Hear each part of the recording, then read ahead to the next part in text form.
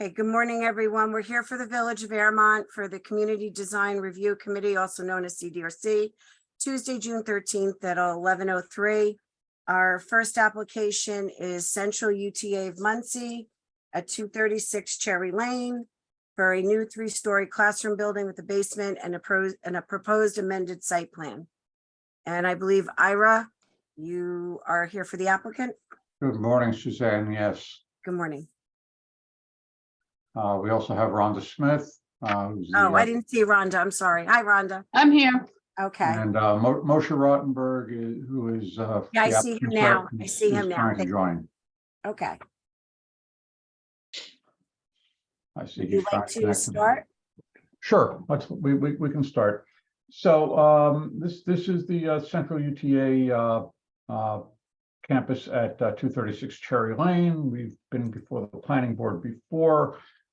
This is the evolution of something that started, I believe, in 2017 or so, and was put in abeyance mostly by COVID.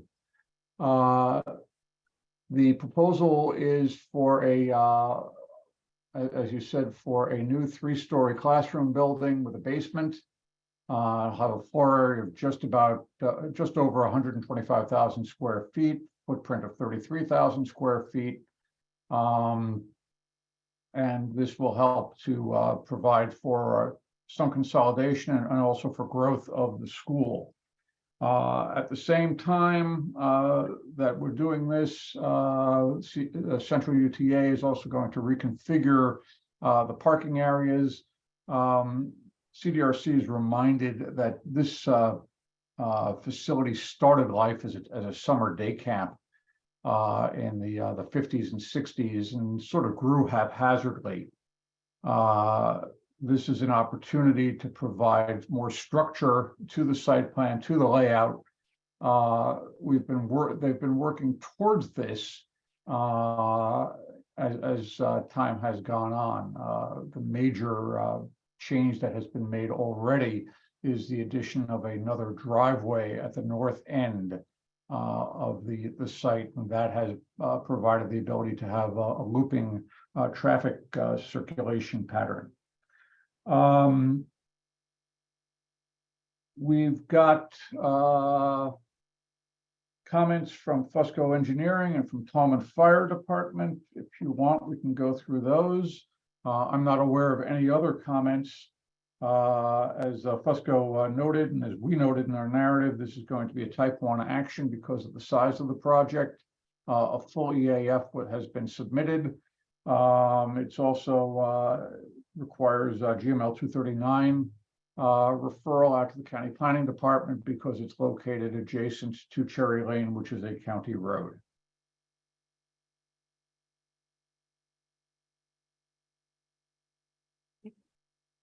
John, do you want to go over your comments if you're done, Ira? For now, yeah. Sure.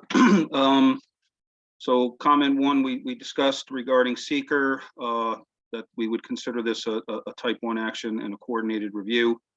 On comment number 2, I think is probably one of the biggest concerns. I'm sure that both our office and the other agencies involved is the need for a traffic impact study, because there will be a lot of additional traffic coming to this facility, if and when this facility is actually constructed.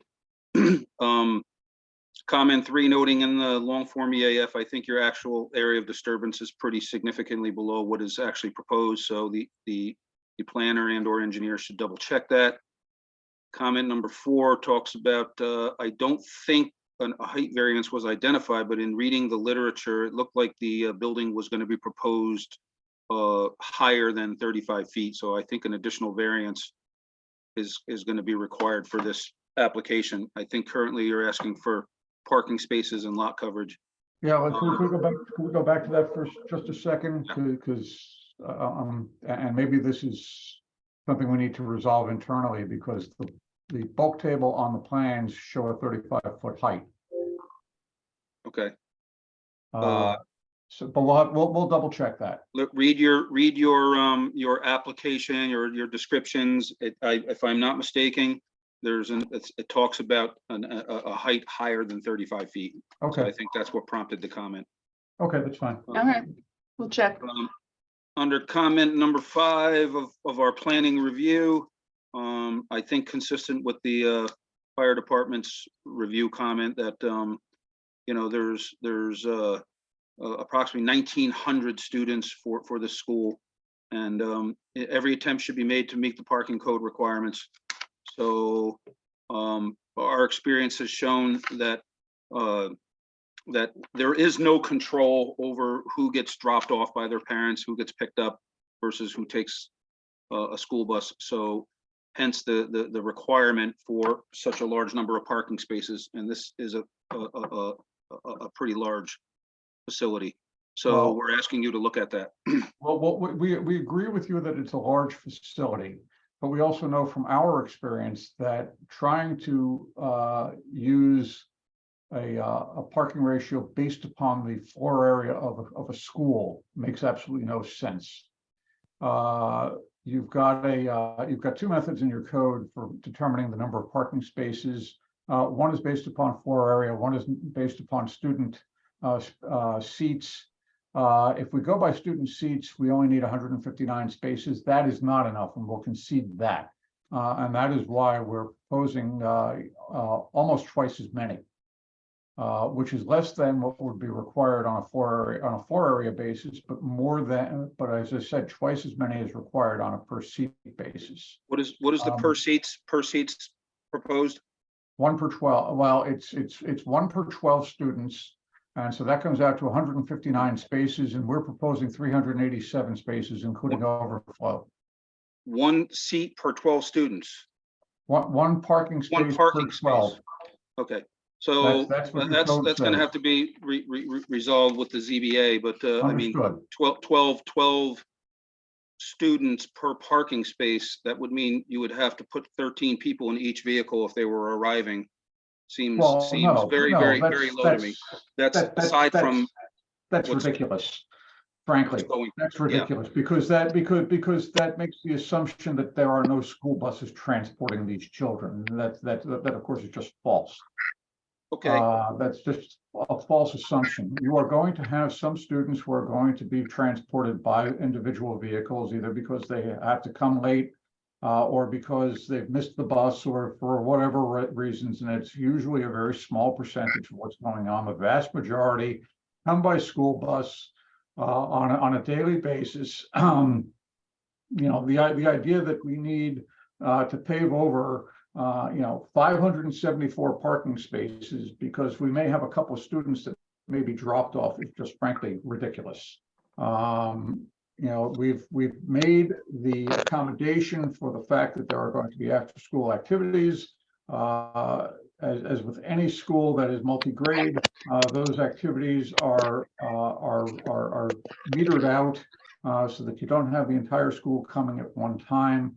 We'll make the case, okay, but to come out and just say blanket that because the zoning code has this floor area ratio for parking that we must adhere to it is frankly just flies in the face of common sense experience. I guess my comment is generally geared towards we don't really have any control or know exactly. We would hope most of the students would come by bus, but we don't really know that. So the code, as other codes for schools of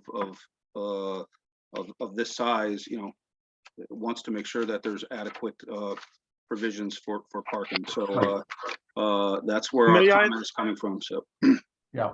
May I interrupt? We'll deal with this at a board level. I just wanted to make the point.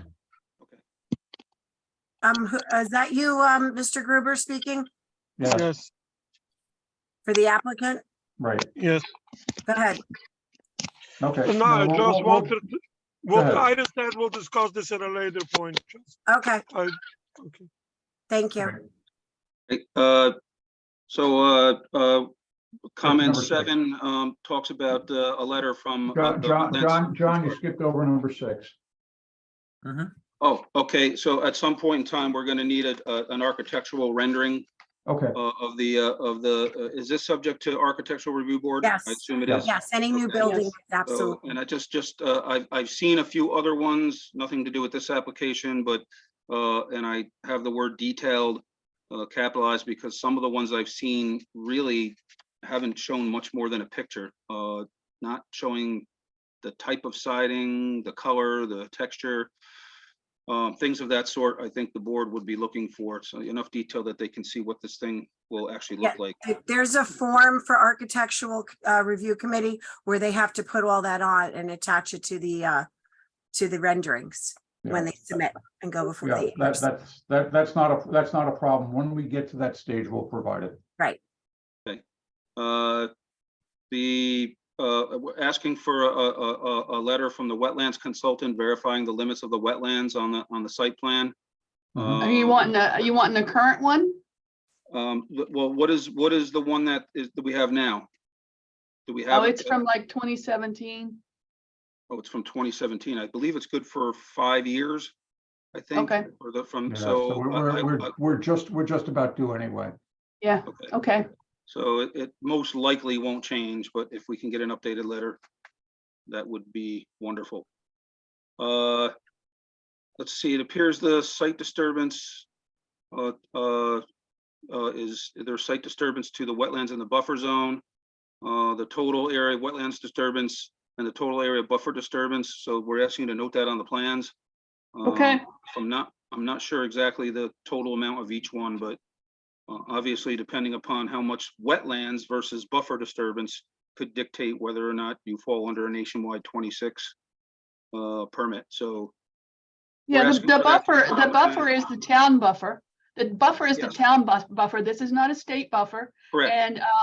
And so any disturbance would not have to, we would have to get the town permit, yes, in the buffer, Yes. but And not the state. that's assuming that there's not a significant amount of wetlands disturbance, not wetlands buffer disturbance. Rhonda, There's we no thought wetland you- disturbance. There's no wetlands disturbance at all, just buffer disturbance. Is that what you're saying? Correct. Okay. Yes, so, correct. So add that note to the plans, please. Okay. And so, John, this does not require a wetlands permit then? I'm sorry? This does not require a It- wetlands it- permit? It requires a wetland permit on a village level because On a the village, buffer, okay. because we're disturbing the buffer zone I'll go identified over for that village with code. Rhonda behind the scenes. Okay. Yeah. Yes. John, Yes. or Lou, question on that. In many communities, if you're in for a site plan, the site plan the site plan subsumes the wetlands permit application. And so you don't need to make a separate wetlands permit application. Is that the case in Airmont too, or do we need to make a separate wetlands permit application? You usually, I mean, we did it the last time where you just checked off other and filled in the wetlands. You can add it to the current one. But then Okay. you need, in the project description, need to put the amount of square footage that's going to be disturbed.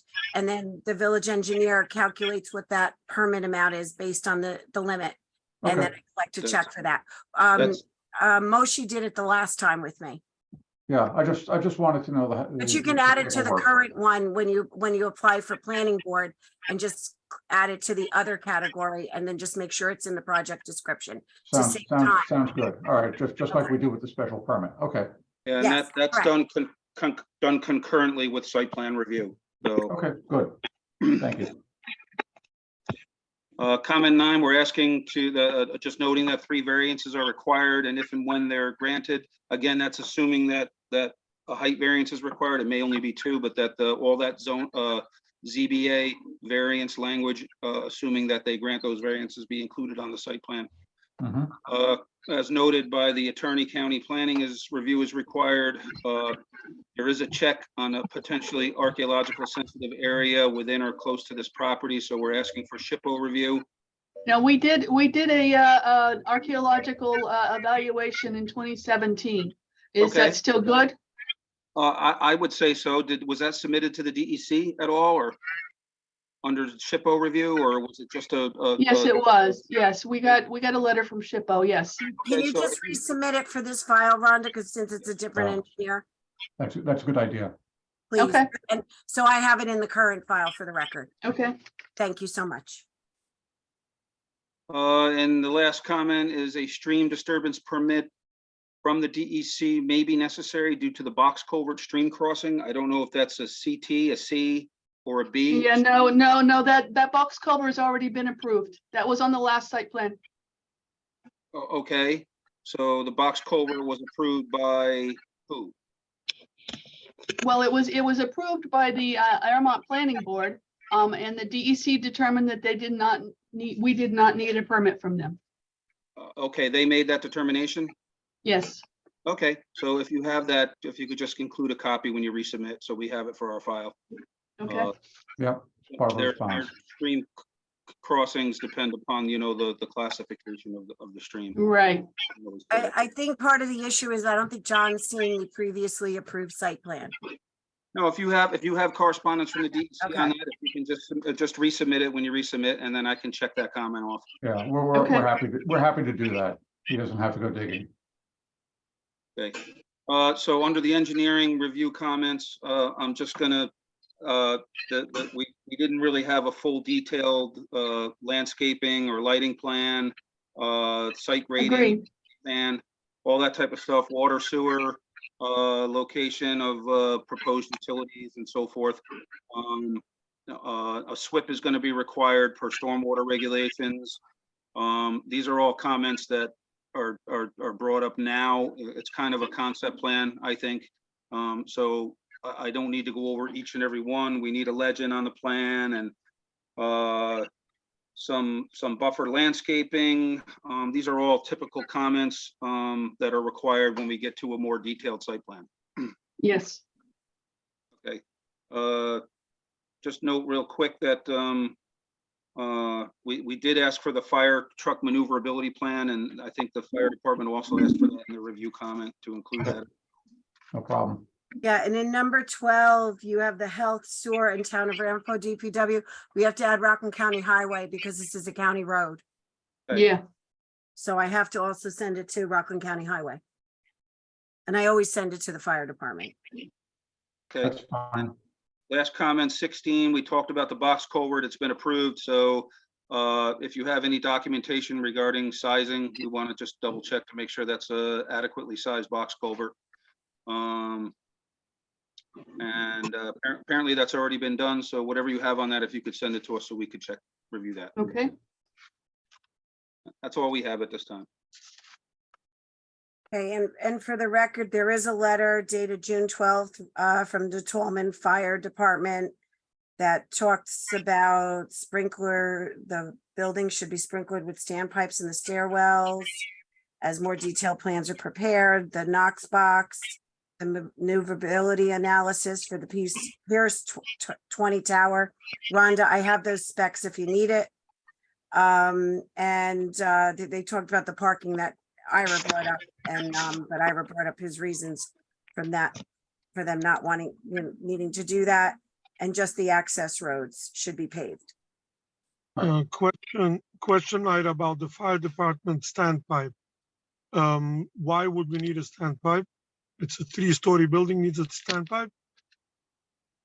Well, okay, that's an architectural thing. It's not a site plan thing. So we can work on that when you go for your Yeah, building permit. I'm just reading the letter. I don't know the detail for that. I apologize, but I don't. Okay, thank you. Mhm. And we don't have a problem giving the maneuverability analysis as we described, and paving of the roads and access roads complying with village standards to accommodate size and weight is fine as well. Okay. Yes. Rhonda, do you need the Pierce 20 tower? It's the Yeah. last. Why, if you have it handy, I'll send please it to send you. it. Yeah, Just so I have it. 2021 with their new specs, so I'll just make sure you have the right one. Thank you. Sure. And Lou, did you have any comments? No? Okay, you're muted. That's why I couldn't hear you. Okay. Anybody else? Chris, anything? Nothing for me. Okay, so I presume that you'll work on these changes and the next step is they'll come back to CDRC? Is that what the CDRC? Well, I don't I think we need a full application instead of Right. just the CDRC, right? So we just did an application for CDRC, so we need a full planning board application and all the changes made. And then we'll be back. All right. Okay. Yeah, before we go, John, do you have any comments on the general layout? Because that's kind of what we're looking for here is some feedback before we start getting into the full engineering drawings. I'm sorry, your question again? Do you have any comment on the general layout that's proposed? Subject I to mean- maneuverability, radii, all that sort of stuff. Well, that's pretty much will be addressed by the maneuverability analysis, but you do, you're looking for lot coverage and parking spaces, so you meet setbacks and so forth, so it's not as if in case I'm misunderstanding something, you're not looking for relief for side yards and things of that sort. So, That's correct. based on that, I don't have any issue there, so, the issue of turning radiuses and so forth, that will all come into play when we see the maneuverability analysis. Okay. But otherwise, the general layout is okay? Yeah. Okay. That's kind of what we needed. All right, great. Thank you. All Thank right. you. Thanks, everybody. Thank you, Daphne. Okay, the next application is Brookside Storage at 166, 184, and 188 Route 59 for warehouse storage. It's preliminary site plan. I believe we have Dave Ziegler from Atzel, Nasher and Ziegler, Paul Baum, and I'm assuming Ron Ryman might be here for them as well. From Yes. Colliers Engineering and Design. Are we on? Okay, go ahead, Paul, if you want to start, or Dave, I don't know who's starting first. Paul, you want me to start? Yeah, go ahead. I mean, it's really your show. You know these plans better than I do, so. Okay, so we're working on 3 lots. They're on the north side of 59. You're about 1,000 foot west of Airmont Road. Adjoining us to the left is an office complex. To the right is an old garage, and it's some commercial now, and then a bank. So we're centered in the middle of business people. The lot itself the lot is actually 3 tax lots. And the eastern part of the lot contains a lot of New York State DEC wetlands, which we have a brand new delineation for. And then the center lot contains that house that you see, which is part of a landscaping or small excavating company, and that office is the other house. So the lot already contains 2 homes, a garage and a large area where they do parking and they stored material like block that they would use, and then they would take it back out. All this comes out and is removed, and we're proposing to put in a warehouse off of 59 with a entrance on the east side and then a exit on the west side, north being straight up. The warehouse itself is being proposed for cold storage right now, but it would fit any type of warehouse use. And the trucks would come in, they back into truck bays that are 45 degrees, and then exit around the back of the building and to 59. The road, we did change it around the building is 20 foot. As you come out on this loop road, you would have cars exiting into your exit. So the trucks and the cars only match at that exit. The entrance itself separates the cars and the trucks, and the cars are parked in the front. So the building that we're proposing does require variances for side yard on the left side, and it requires it for the front and the front setback and the height. the drainage, we have drainage that would be all flowing to the east. Because the Route 59 in the property gets higher as you go to the west. So everything else is going to flow down to the east and then have a drain that would drain into the before the 100-foot adjacent area for the DEC wetlands. We had some review for traffic with Ron, and we were looking at it. We're trying to get the entrance and the exits lined up. That part of Route 59 has one lane going east, one lane going west, and most of it's a turning lane in the middle. So it does have ability to get in and out of 59. One of the things is there's a Rockland County sewer main through the property. The sewer main is going to have to be moved, so the county would be happy to get a new sewer line. But the sewer main now is dead center in the building, so we're going to have to bend it and go around the loop road and then reconnect it up at the top. This requires a DOT permit and SWIP and quite a few things because it's a building of 92,000 square foot, so it is a big building. We understand that. That's the first time you had the plans. The only other thing that I seen on the comments that was the rattlesnake, and I kind of missed that, but we'll get somebody to go out there and I think it's far-fetched to think there's rattlesnakes there, but we'll check that out because it did come up on the seeker. And, Oh, you mean on the EAF form? Okay, yeah, got it. that's about it. You know, we do need the variances, as I said, for the side yards and the front yards and for the height. Okay, I just wanted to point out the garage that you mentioned is a gas station and they are in process to reopen. So when you're doing your traffic study, you might need to take that into account. Oh, okay. Thank you. You're welcome. I just thought you might want to know that.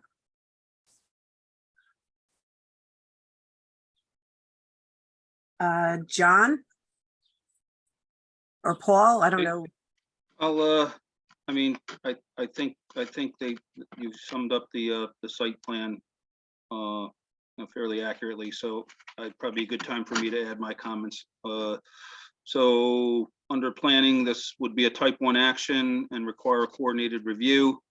So we're asking that, I know that I think our attorney's been working to try to get the list of involved and interested agencies for circulation, but I think it might be worth it to have the applicant's either attorney or engineer give us his list first, so that we can either add to it or agree, and it might save some time as opposed to you know, trying to start from scratch with all the agencies. Obviously the DOT, the DEC, but there's likely to be others.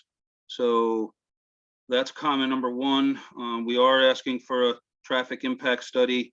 I'm certain the DEC will, the DOT will ask for it as well. So depending upon how much traffic comes in, you might actually need like a pull-out lane or a pull-in lane. You know, that's going to be their call, I guess, but we got to start with a study. Which goes to comment 3 regarding DOT review. That's going to be required. We did get the long form EAF.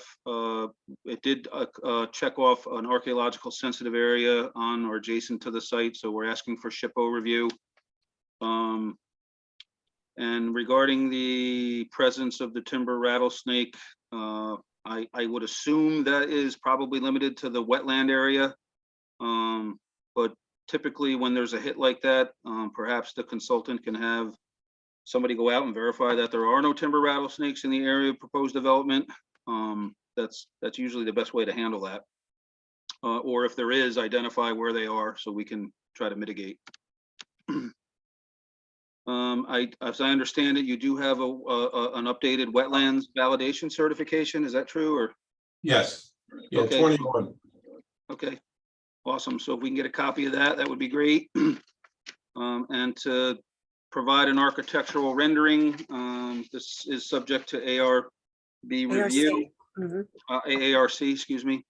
Comment 8 identifies a total of 5 variances. And, you know, I'm just putting the comment out there that it seems a lot of these variances can be eliminated by just simply making the building a little bit smaller.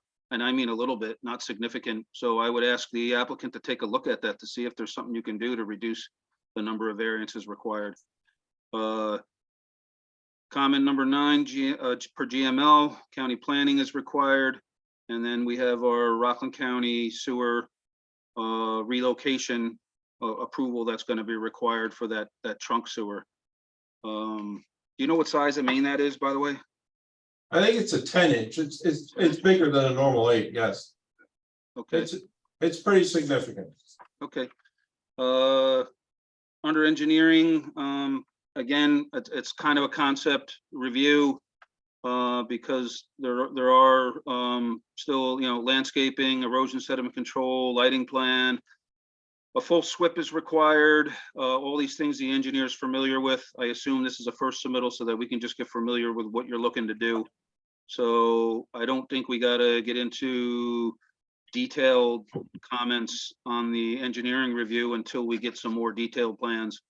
So unless there's any specific items in there you want to talk about, I would just defer those comments to your next submission. No, I understand them. We have to address them. None of them stand out. Okay, John, I had the one question. You indicated it's a type 1 under secret. yes. Under what category is it considered a type 1? What is the total area of the building? The footprint's 92,000. So I mean, the footprint of the building alone, not even the parking, is 2 acres. Yes. Right. I don't know if there's an actual number which cuts off something from an unlisted to a type 1, but it seems like a fairly large building. Well, I mean, the type 1 is, you know, under secret, you got a list here of 11 types of actions that consider it to be a type 1. And if they don't fall with any of those enumerated numbers, then it's an unlisted. So I was just looking down the list of type 1s to see where it would fit. And I was just wondering under which one were you pegging this? Well, why don't you send that to me? Because I didn't actually pull out the seeker Okay. type 1 section list, which this project may or may not meet to classify it as a type 1. So if it's below that and the planning board and or the consultants feel that we can call it an unlisted action, I don't think it's going to make a whole big of a difference in the environmental review. I still think we need a coordinated review. Yeah, no, I agree with Send that you there. I think the procedure may be a little bit different, but you know, from a practical standpoint, we have to do the same environmental review, whether you're calling it an unlisted or a type 1. I was just trying to. If you could send that documentation to us, me and Christopher will have a chance to talk and then we can decide. John and Paul, I would note that the 11 categories of type 1 SECRA from, what is it, 617.4B are not exclusive. 617.4A allows an agency to determine that a project falls within type 1 because of its environmental impact, notwithstanding the fact it doesn't fall within the 11 categories. That being said, we'll take a look at it, and if it doesn't, it might not make much of a difference at all. Yeah, I was just trying to pigeonhole it, so to speak. So we'll figure it out. I'll send it to you, John. Okay. Paul, can you CC me on that email too? Yeah. And me Thank you too, much. just so I have a copy in the file, Paul, I'm sorry. What was that, Suzanne? Can you add me to the list so I can put a copy in the file for the record?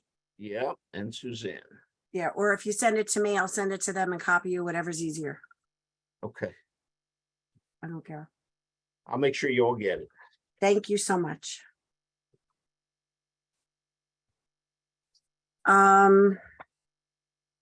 Was that all your comments, John? That's it. Lou, do you have any comments on the warehouse? No? Okay.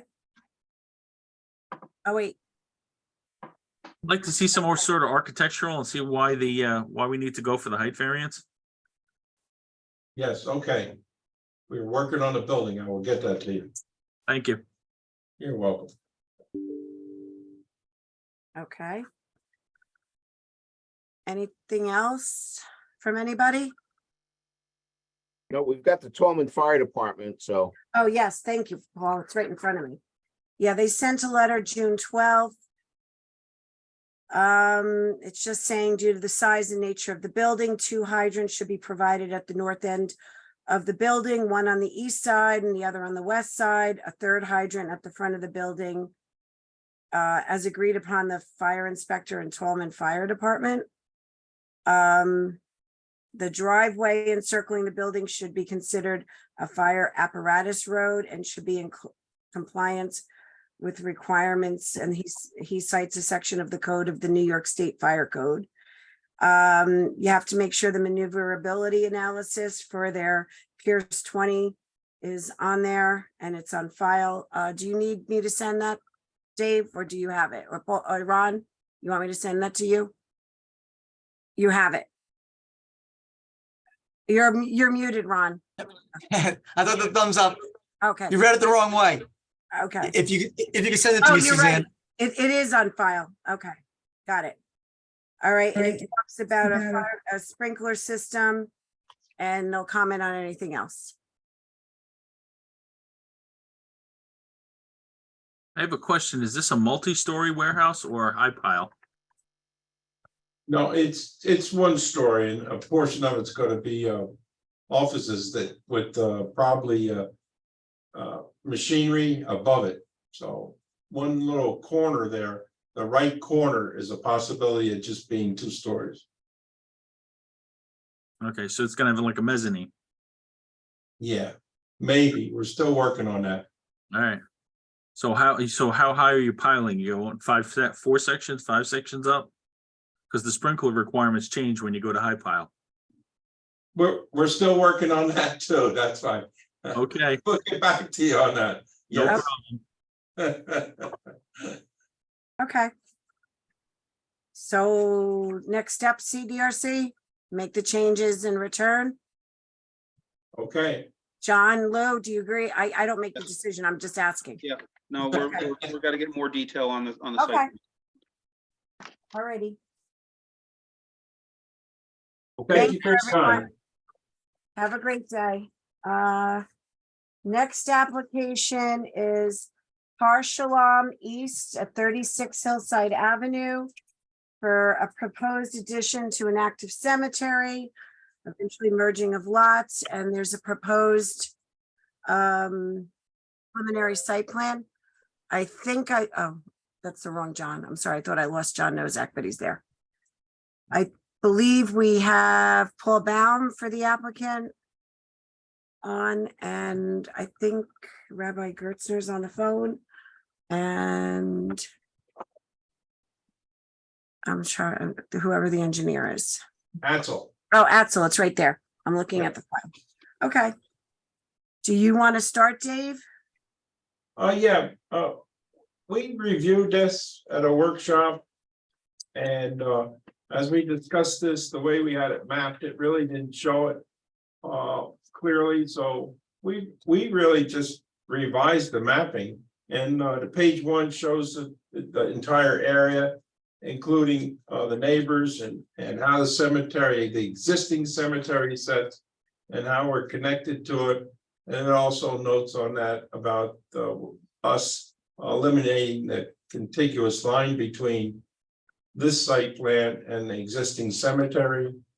We added some of the notes we were discussing. And then on page 2, we show the difference in the driveways and how we're going to widen the driveway going into the proposed cemetery, and that's going to be in gravel. And then we show some turnaround there for handicap parking, which is really right in front of the garage. So it's really no grade change. It's right where the garage was. And then we show a section in the back And then off of the existing cemetery, we're going to come in with a pathway, a grass slope pathway that would meet the handicap code. And that is the extent of this proposal. Basically widen the driveway that's there to the east and take down all structures on site. Then add a little gravel turnaround for any handicapped people, accessibility. And then in the back, we have the section, and we have access from the other roadway, the existing cemetery, which was where people would park. And we would be asking for this to be set on the planning board for circulation if possible.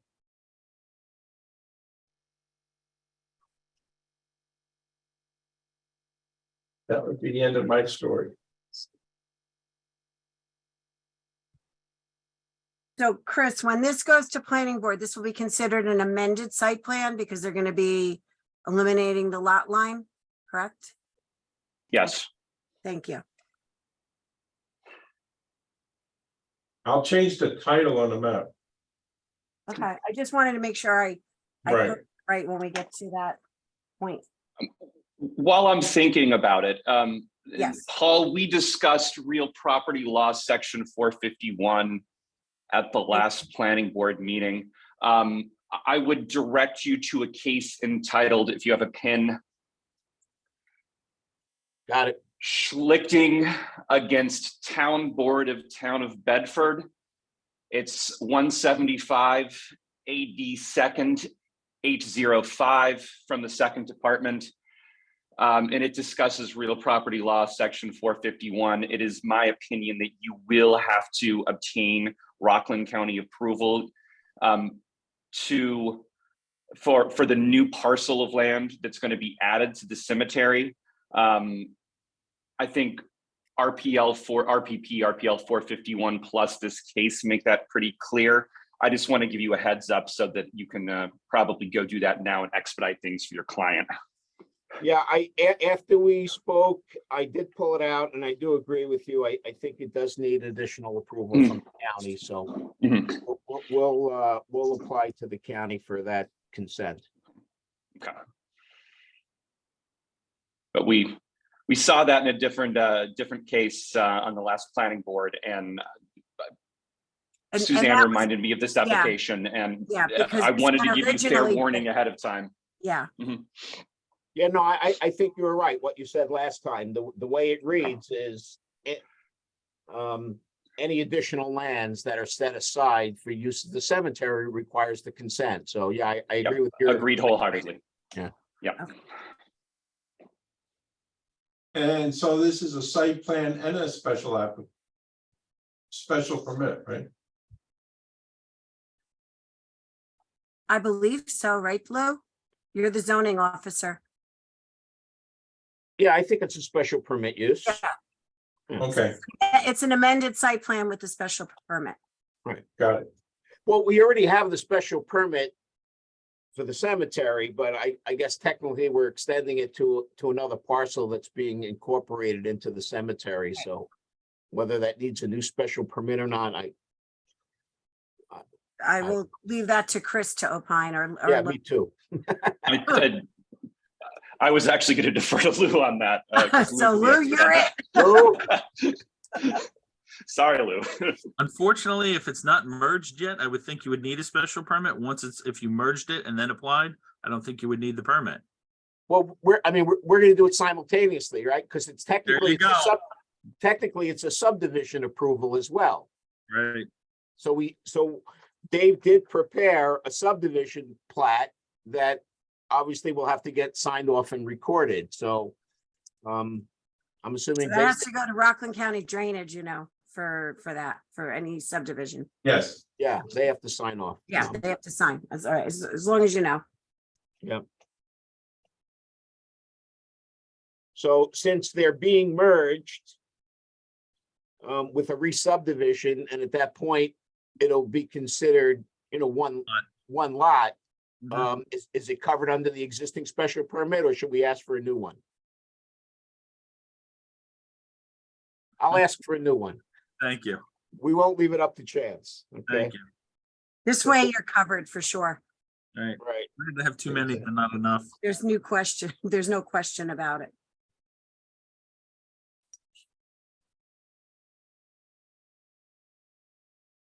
Okay.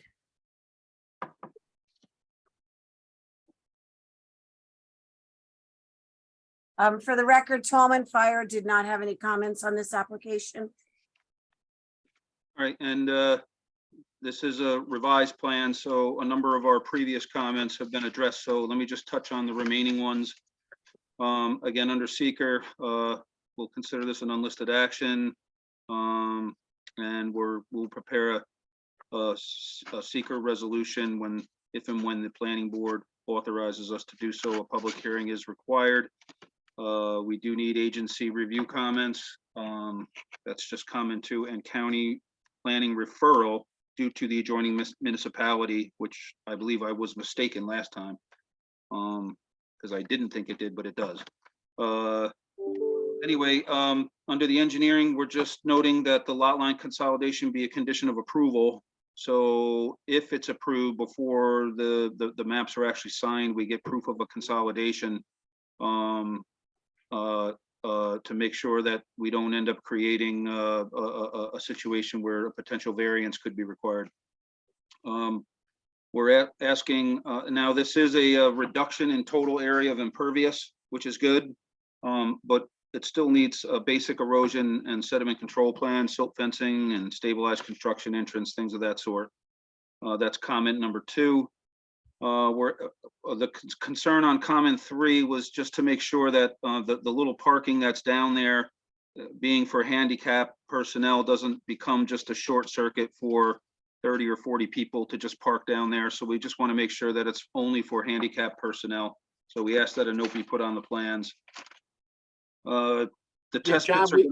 John, just so you know, we're also putting a gate there. So the gate will be opened up when it's needed for a burial. If somebody was handicapped, it'll be opened. Whoever needs to park, and then it'll be closed again. So nobody will ever have access to that except on a specific need basis. Okay, that's good. The test pits will be done at a later time, as noted by the engineer. And then under comment 4, I guess that's just going to be like a grass. Those are like little grass platforms and grass slopes that go down, like kind of here to that. Yeah, because it's very flat. It is flat. Yeah.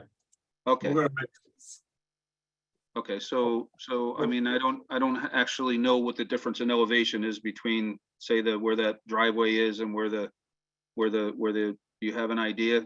I mean, it's Yeah, not we'll put steps on it and make a profile, because we didn't carry the grade that we show at the property line is the top of the curb at the cemetery, but we'll show that better. It's not too clear there. So, I see that. you know, one person goes down there, it's no big deal, but if 220 go down there, at some point in time, the grass becomes slippery, and so it might be good to put gravel, or if you could do steps or something. So take a look at that if you could.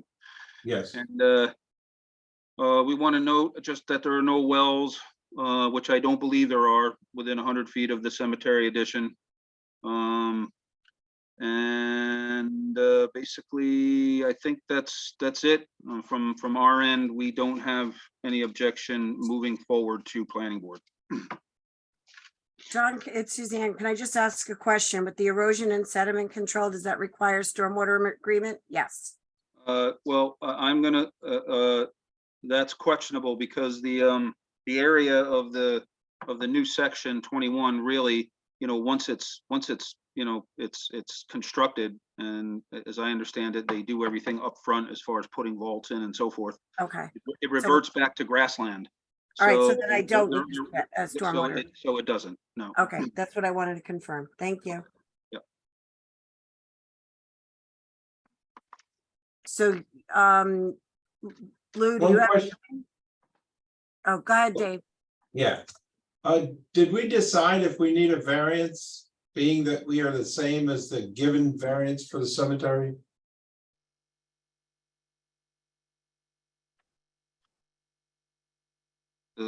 Can you say We that? have not reached a conclusion.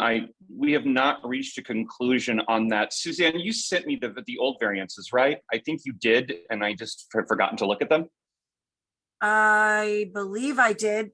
I know I sent it to someone. It must have been you. I can You resend it. probably said, yeah, if you don't mind, because Yeah, that I think I that's sent it buried to in you other and stuff. Lou, because I think that's who requested it. Actually, no, it was Lou and the mayor that requested it. I will send it to you. Okay. Okay, I was not, Lou, do we need I- one from your standpoint?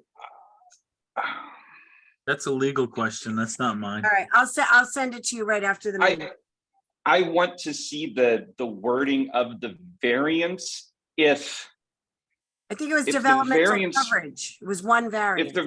if the variance runs to the lot and the lot lines are merged, I'm of the view that the original variance would apply now. I know that's a change from my previous view on the last CDRC, but after discussions, I'm leaning towards, this isn't an issue that we deal with very often, mergers of lot lands, plot lines and variances and how they apply, but I'm leaning towards the view that if they merge, the original variance would apply to the whole lot, but there could be something in the text of the variance itself that would preclude that. And Paul, I know this is not an issue that probably has been litigated much, but if you find any case law on the issue, please send it to me. Yeah, I've looked, I've run some quick searches, not really got Yeah, a lot of nitty gritty. And, there's nothing really that jumps out, so it's gonna take a lot of looking if there is anything. All right, I'll yeah, send and I you don't want to that right run. I don't after want to run up bills for you. Okay, But I mean, there could be something in the variance that says it's to a specific tax lot line that doesn't apply if it's merged, or something else that would require variance. I just need to see the variance to figure Yeah, it out. I don't think it says anything that specific, but, Yeah. okay. all right, so I'll send that to you, Chris, and then their next step is to go to planning. Yes. Okay. The zoning board also has a different attorney than our firm, so it might be worth reaching out to the zoning board attorney and getting his view on the issue. Okay, Since I don't represent the zoning board, I don't want to overstep my bounds here. okay. I just want to say for the record, I have a packed June planning board meeting, and some of those, or most of them, may be continuing. I'm not saying you shouldn't submit, you should submit for the July meeting, but I don't know where you may fall on the agenda. You could be on and may not be heard to the next meeting. I can't answer that at this point till I know what happens at the June meeting. I'm just letting you know now. We'll submit. Okay, the deadline is June 27th for and the July meeting is out of order because there's a holiday on July 27th, which is when it would normally be on a Thursday. It was moved later till Monday, July 31st at 7 PM at Village Hall. Okay, Okay, thank you. thank you. All Thanks, everybody. right, have a great day. You too. Okay, the next application, Paul, you're it again, is Yeshiva Torah Sifram, 83 Campbell Ave, to proposal to utilize the existing 3 structures on the property for a yeshiva with additional parking. We have a proposed site plan and proposed elevations. And I know we have Paul Baum, and I'm not sure who else, Paul Gdansky's the engineer on the line, and we have a letter from Paulman Fire, and we have John Nozak's review letter. Hi, Mindy. I just saw you. Is Paul here? Yeah, he's here. Good. Okay, I don't know who wants to start, Paul Gdansky or Paul Baum? Well, why don't we you're familiar with it. We had our CDRC on this back in April. Right. So, Paul made these changes and resubmitted, so I don't know if he's made any significant changes, but why doesn't he go through what he's done and then we can get into Fusco engineering comments. Okay. Go ahead, Paul Gdansky. You have to unmute yourself. Maybe he stepped away from his computer. He might have, because I'm asking him to unmute and he's not unmuting. Okay. So in the absence of Paul being here, why don't we just jump into John's comments, because Okay. the changes that Paul made, he addressed in his narrative, and and was to address the comments from Fusco. So let's hopefully we addressed enough of them. All right, so I'll jump right in. Under planning, this is an unlisted action under seeker. Will require a seeker resolution and a public hearing. I know that the goal is to get to the planning board meeting next to try to get at least a public hearing portion complete. There was a change or two to the EAF that the engineer responded was taken care of, but I didn't actually get it. So it wasn't in the electronic resubmission that I received. So I don't know if you have it or what, but I didn't get it. So No, it's not part of the submission that I received. okay. So this project has existing wetlands to which a buffer permit will be required by the village. They're not, if I'm not mistaken, they're not actually touching the wetlands itself, but they are going to be within 100 foot of the wetland with site disturbance. So a buffer disturbance permit is required. Okay.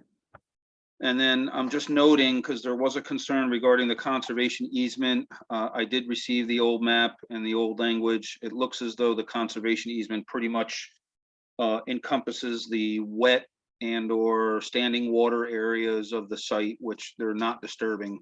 So it doesn't appear to me like there's any issue with, disturbing the existing conservation easement. Under the engineering, we had indicate to provide infiltration test results, and Mr. Gdansky indicated that will be done prior to final approval. And then comment 2 talks about this being a redevelopment plan and the possible need for a full SWIP. So we do have, which it's probably 75% done already, because he is addressing increased stormwater runoff through on-site infiltration. And there is plans for silt fence and soil stockpiling and the other requirements of a full SWIP.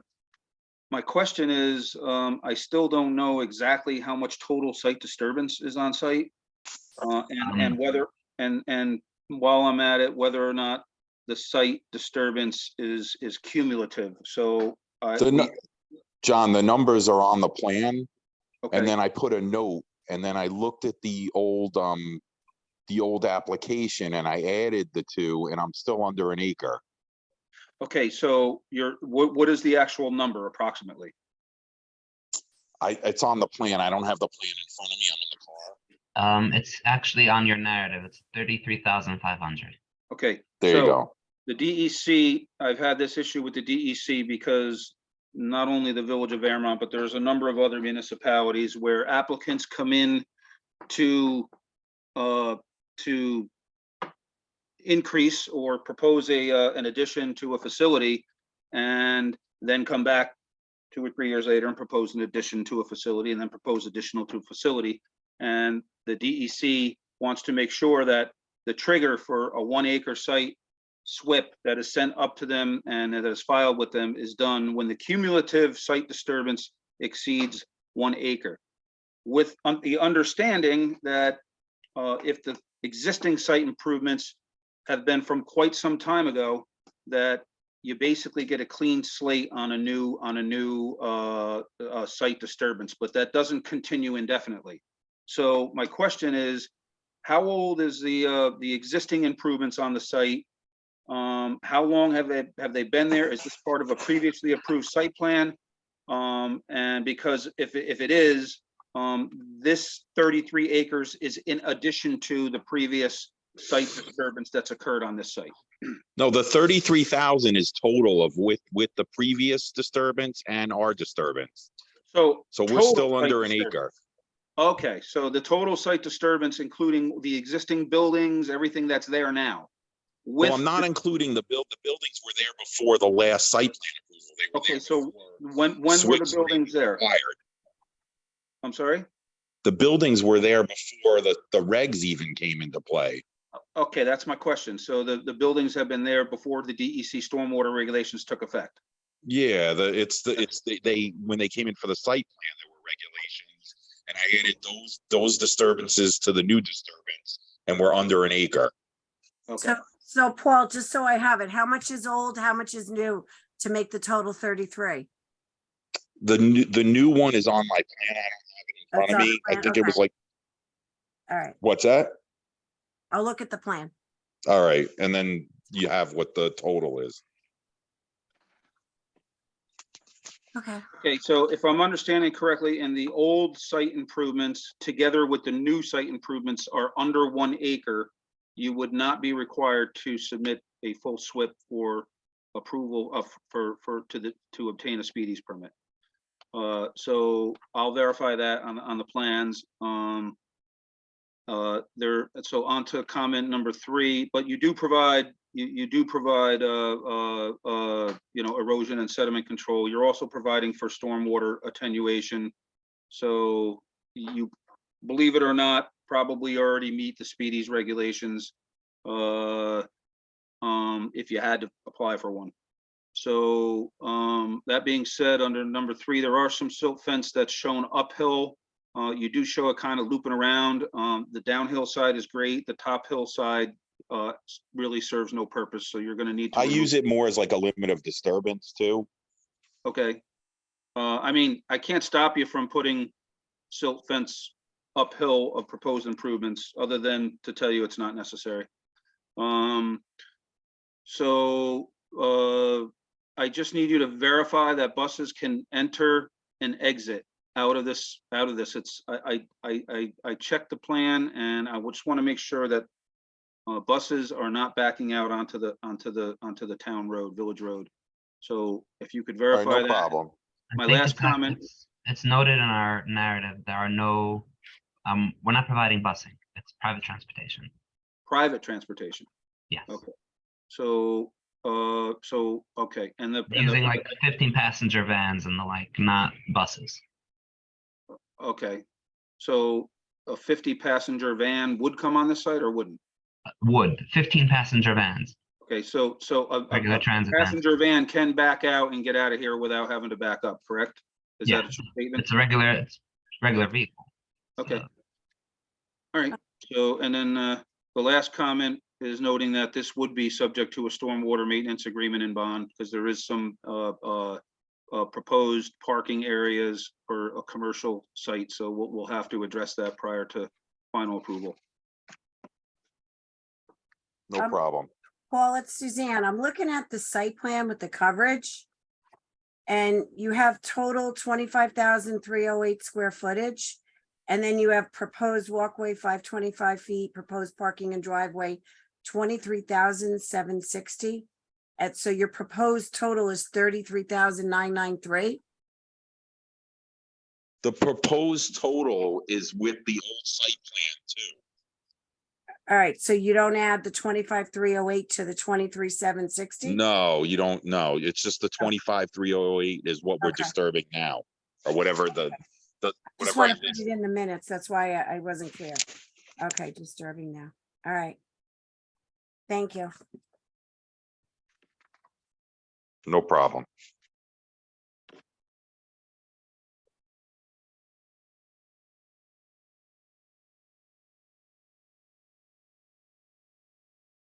I Lou? saw the fire company letter and I'll Yeah, I was address just the, gonna, you will address it?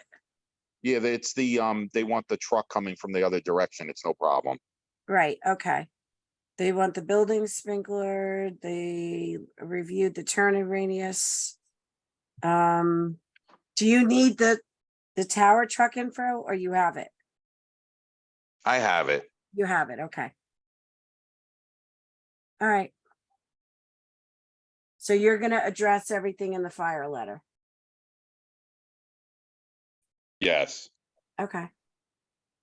They're asking for a fire apparatus access road. I don't know that it's required. The architect will have to take a look at that. All the buildings are existing and definitely below, That's for the 40. fire person to determine, right, Lou? It's actually based on the distance from the road. And it is determined by the fire department. If they want to create an access road, they create an access road. This is a recommendation, doesn't say it's required. It's saying recommended as to be in compliance with Appendix D, Sections D101 through D104 of the New York Fire Code. We'll take a look at that, I guess. Yeah, because you know, when I send out for a GML, we're gonna have a comment from Rockland County Planning saying that it's gotta be reviewed either if it's not a fire inspector by the Office of Emergency Management. I'm just trying to nip it in the bud now. All right. Yeah, we'll look into that. No problem. That's Okay. fine. Lou, any comments? Nope. Mhm. And I guess that leaves Chris. Any comments? So Nothing for me. what's the next step, John and Lou and Chris? These plans are far enough along from a site plan perspective that I have no problem going to planning board. All right, as long as all the items we discussed today were addressed. Yes, the issue of the The possible, items in your letter and the fire department's letter. Okay. yes. Again, for the record, I don't know if some of you are on, I have packed agendas. You can submit, can't promise that you will be on or be heard. If you're not, you go to the next available meeting agenda. June and July are very, very busy right now, but the deadline to submit for the July meeting is June 27th is the last day. And the meeting is Monday, July 31st at 7 p.m. And that's because I have a lot of continued applications that are in play right now that will be continuing, but I won't know how many of those are until after the June 22nd planning board meeting and the July 13th zoning meeting, because some have to go back to planning for final approval. So it's hard to say.